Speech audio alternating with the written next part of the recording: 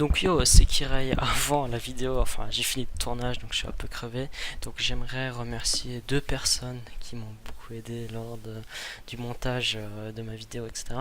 C'est Cousin qui m'a beaucoup aidé pour l'apprentissage de Sony Vegas, et j'aimerais aussi remercier The Real Psych pour le dessin du personnage qui est moi-même, un autoportrait de moi-même en version ligne. Donc voilà.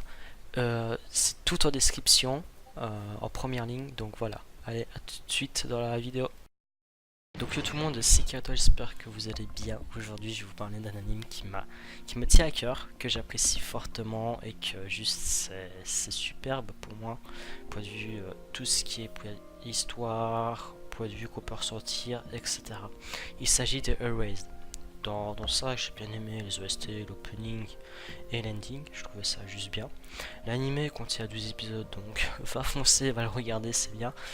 Après la vidéo, c'est parce que c'est mieux. Et après, il y a Film Life, il y a 9 tomes, et il a été écrit par Ken Senbei.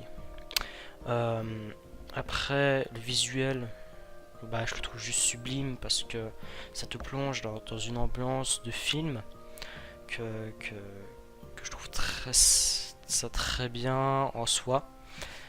J'avoue, j'ai regardé tout en une journée parce que genre c'était vraiment un truc superbe à regarder. J'ai très effectivement aimé. C'était vraiment très bien. Le punning m'a beaucoup marqué, que ce soit sur les paroles de la personne qui les disent, comme de quoi ils s'attendent, etc. Comme de quoi la personne l'attend et autres. L'animation aussi, elle était pas mal.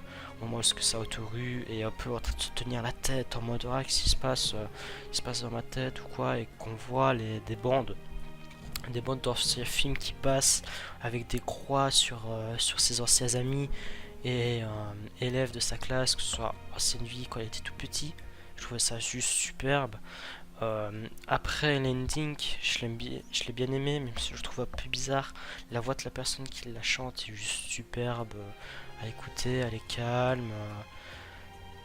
Tout ce qu'on peut dire, c'est ça, voilà, point de vue de la voix. Après, ce qui est bien, c'est qu'on voit chaque personnage. Enfin, on voit beaucoup de personnages de l'anime, que ce soit Toru, Katukiri, Inazuki ou Kawi. Je vais parler plus principalement Kawi qu'Inazuki dans la vidéo. Et après, il y en a d'autres. Puis après, à la fin, il nous met la scène avec des avions qui fait référence à l'ami qu'a eu Saotoru quand il était petit et qui s'est fait emprisonner un peu plus tard dans l'anime, comme de quoi on apprend que apparemment ce serait lui l'enleveur, alors que c'est pas du tout lui. En fait, on apprend du tout que c'est pas lui, ça qui est très bien. Euh, Quand on parle de l'anime en lui-même, c'est au début, bah, Saotoru a 29 ans, tout ce qui est plus normal, et après, bah, il vit, enfin, on apprend comme de quoi il a déjà eu des rediffusions, c'est comme ça qu'il appelle ses remises. Il revoit en fait ce qui s'est passé avant, il sauve une personne. euh, Directement au début de l'anime, ça qui est bien, c'est au moment où on voit Petit Papillon qui arrive, et à ce moment-là, bah, il y a une rediffusion. Et dans le premier épisode, je pense qu'il en a deux, si je me souviens très bien. Il y a deux rediffusions au moment où il dit à sa mère de regarder autour de lui en se demandant qu'est-ce qui va se passer, et il empêche un enlèvement. Puis après, au niveau point de vue, plus point de vue la route, c'est ça qui est très bien sur une personne. Puis après, bah, en continuant, bah, il se retrouve à ses 10 ans, enfin pratiquement 11, parce que à la fin de toute l'anime, il a 11 ans, il revient à 25 ans ou 26 ans, je ne sais plus très bien. Et ça, j'ai trouvé ça vraiment très bien. Alors il essaye de sauver Kawi, la fille, qui se fait battre par sa mère. Enfin, c'est un sujet sensible, Kawi, parce qu'elle se fait battre par sa mère, se fait harceler par sa mère. Son beau-père, c'est une ordure. Il insulte sa mère comme pas possible, il demande des bières, les bières sont remplies sous le truc, si je me trompe pas dans mes trucs, ça c'est un peu bête. Et après, bah, tout au long de l'animé, bah, on voit comme de quoi Satoru raisonne, cherche après la personne qui l'a enlevé, cherche qui est-elle et où ça. On entend dans sa tête, en fait, on croit comme de quoi il va parler avec la voix d'enfant comme il a dans tout le long quand il parle quand il a 11 ans. Mais non, il parle, c'est la personne de 20 ans qui parle, c'est pas la personne de 11 ans. Et ça, je trouvais ça juste super à regarder ou à écouter. et je trouvais ça juste ouf quoi. Comme de quoi c'était, il garde la mentalité de son âge, comme de quoi il sait très bien qu'il a encore 20 ans. Et alors, il essaie de parler comme s'il avait 11 ans, ça qui est très bien. Et alors, bien sûr, Kaoi l'a remarqué, l'a entre guillemets remarqué, comme elle dit, parce que vraiment, elle dit entre menteurs, ça se comprend qu'on se ment, tu vois. Si tu vois pas l'épisode, bah, je crois que c'est l'épisode au moment où, à la fin du moment où il patine, Kaoi voit comme de quoi il ne s'est pas donné à fond, il l'a fait exprès de perdre, et ça l'a peut-être un peu blessé ou autre. Donc voilà, après, je trouve aussi très bien ses points de vue. L'enquête qu'il mène, ce qu'il cherche, il cherche à savoir la date où ce qu'elle se fait enlever pour essayer d'être près d'elle à ce moment-là. Et il essaie de l'aider avec sa mère, qui est réussi à l'aider avec sa mère. Elle arrive à faire en sorte que la police voie comme de quoi sa mère persécute sa fille, etc. Bien sûr, il est aidé par sa mère. Malheureusement, que sa mère décède au début de l'animé, tuée par la personne qui les a enlevés, parce que sa mère comprend comme de quoi il a été. C'est qui l'enleveur, et il voulait dire à Satoru. Malheureusement, elle n'a pas eu le temps, et c'est. Il est revenu. Moi, quand j'ai compris qui c'était l'enleveur, j'ai fait ah ouais, quand même, mais c'était complètement logique. Je fais c'est dommage parce que c'était Yashuri Geku, donc les profs, je trouvais ça dommage parce qu'il était souriant, il était à l'écoute des élèves.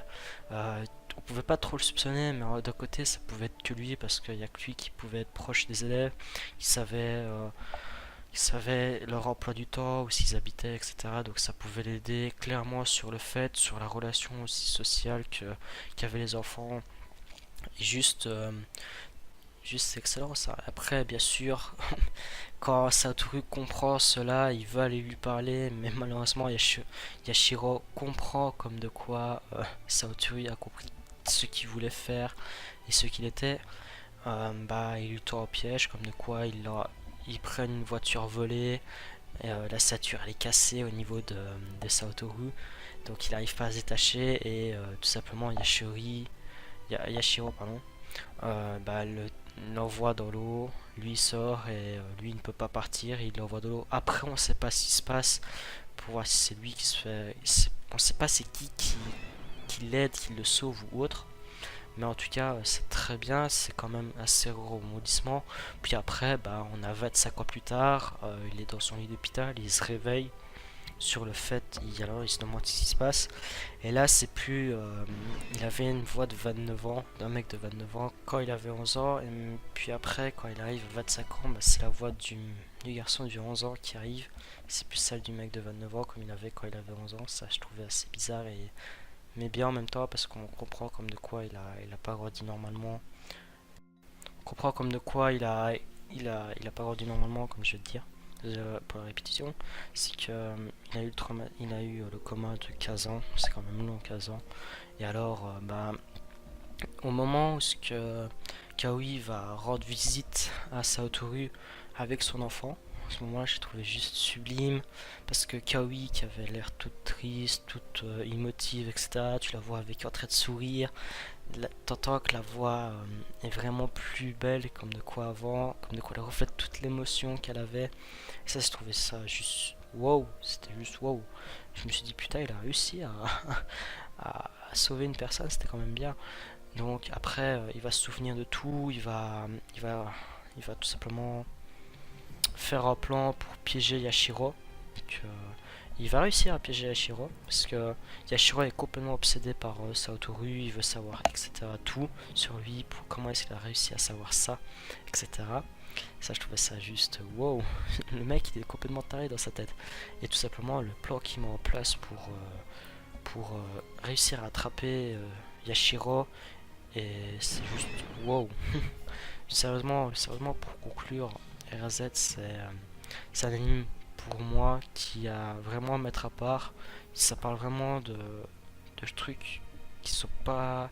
Qui m'ont beaucoup parlé. Je sais bien que j'ai connu que deux animes auxquels on parle d'harcèlement vraiment, on parle de Kaoni, j'allais pas le dire. Silas Voice en anglais.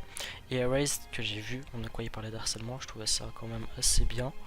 Après, c'est pas un manga pour les personnes de 9 ans, j'avoue, mais c'est plus pour quelqu'un de mature et adulte dans sa tête pour comprendre tout cela, comme de quoi il sait se mettre à la place des personnes, de l'empathie qu'il faudrait avoir. Donc voilà, je vous ai parlé de Raze, j'espère que ça vous a plu. Je vous laisse, je vous dis à la prochaine pour une prochaine vidéo. A plus.